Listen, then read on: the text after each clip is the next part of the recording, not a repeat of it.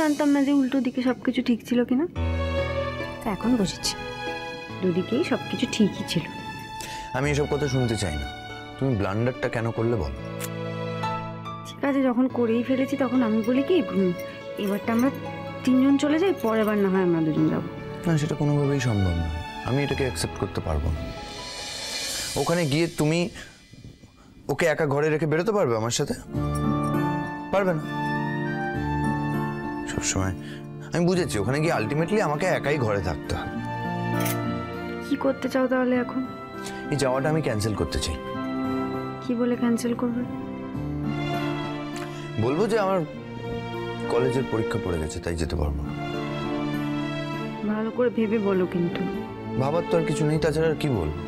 অবশ্য আরো একটা উপায় আছে, তাহলে ওকে বলতে হয় যে এই ট্রিপটাই তুই যাস না।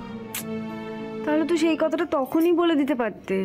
তোমরা বন্ধু বন্ধু বন্ধু তো সব কথাই বলা যায়, বলতে যে পরের বার আমরা একসাথে যাব। বাহ, বলে দিতে পারতাম। আর তখন তুমি কি বলছিলে ওকে?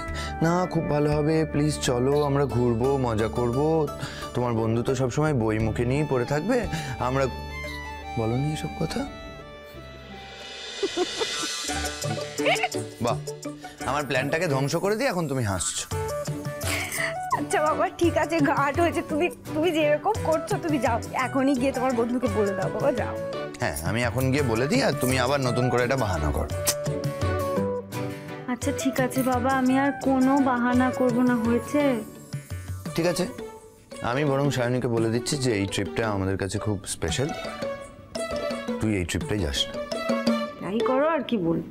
তুমি যা বাচ্চাদের মতন করছো, আমি জানি ওরকম আমরা 3 জন ওখানে একসাথে গেলে তুমি যা অশান্তি করবে, শান্তিতে থাকতেই দেবে না।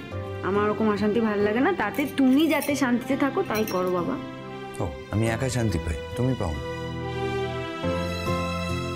কি হলো, উত্তর দাও।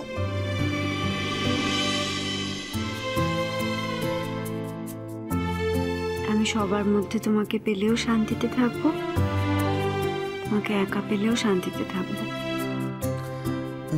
আমি বুঝতে পারছি না যে আমি এত অস্থির হয়ে ছটফট করি, আর তুমি এত শান্তিতে থাকো কি করে?